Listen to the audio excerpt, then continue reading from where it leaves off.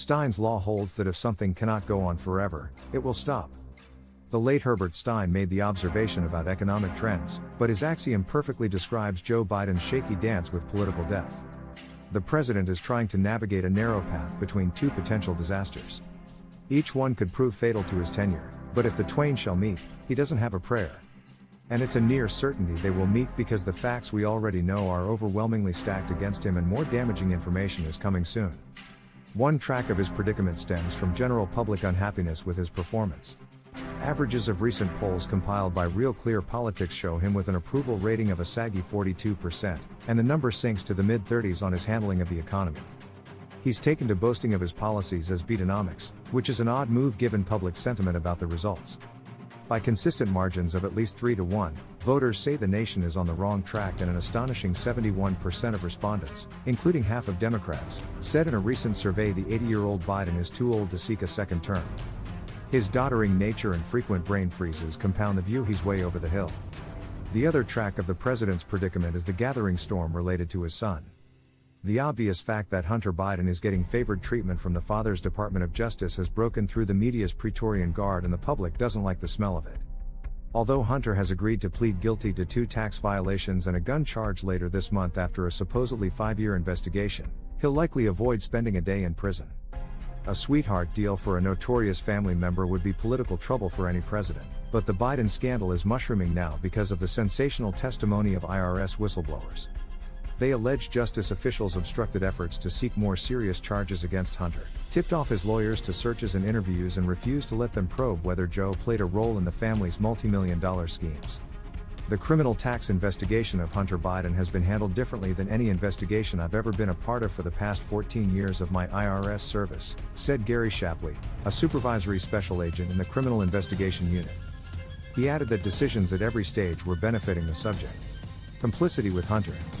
The sworn testimony, including release of a WhatsApp message where Hunter says his father is sitting beside him as he demands millions from a Chinese businessman and threatens consequences if it isn't delivered, adds to the growing pile of evidence that Joe was in on the scheme from the get-go. The message, the fruit of an IRS subpoena, was sent in late July of 2017. Recall that Tony Bobulinski, the CEO of a joint venture involving Hunter and Jim Biden with a Chinese energy conglomerate, has said he met with Joe about the family business in May of 2017.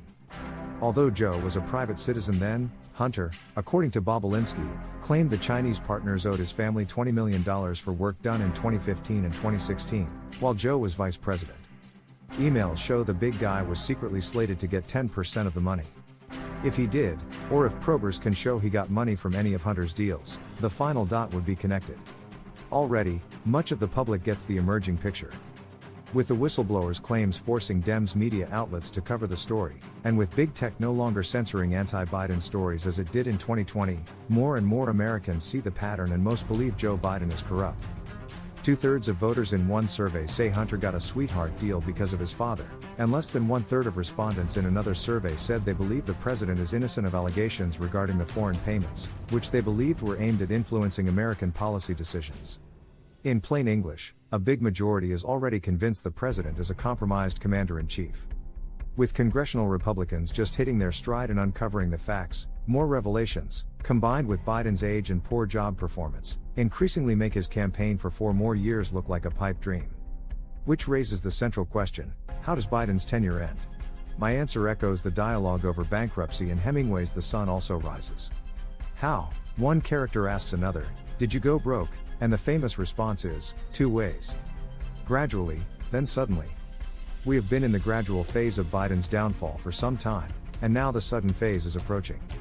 Evidence of Joe's involvement is almost certain to expand with the testimony of Devon Archer, a former partner of Hunter's in many deals, including the one with Burisma, the corrupt Ukrainian energy company. Archer and Hunter were appointed to the company's board when Joe was vice president, and Archer, headed to federal prison in a separate case, has no incentive to protect the family. If the president played a role or profited from the Burisma deal or others, Archer would most likely know. Although Joe could dangle a pardon to keep him silent, the move would be seen as so outrageous that it would, in the eyes of most Americans, instantly convict the president himself of corruption. My hunch, then, is that testimony from Archer and other witnesses will create such a public storm that Joe will have no real defense and very little wiggle room. At that point, he likely would begin to test the waters for horse trading to save himself. Faced with certain impeachment and possibly conviction and removal, he could privately offer to drop his re-election plans. That doesn't sound like much of a concession, but it might be enough to keep him in office for the remainder of his term because nobody in either party wants a President Kamala Harris. Of course, Joe would still be subject to possible charges from the Justice Department after he leaves office. And if Donald Trump becomes president again, he would get his revenge for Biden prosecuting him and the tit-for-tat would be complete. Meanwhile, Dems could have an open primary, with California Governor Gavin Newsom, Robert F. Kennedy Jr., Senators Amy Klobuchar, Elizabeth Warren, and Cory Booker, and Pete Buttigieg and other dreamers free to pick up where they left off in 2020. Even Senator Bernie Sanders would probably try again, and why not Hillary, too? It all sounds far-fetched, until you imagine a Trump-Biden rematch, with Biden hobbled by a terrible first term and both candidates accused of crimes. If Democrats stick with Biden under those circumstances, they'll be inviting the second coming of Trump. Thanks for watching. Please subscribe.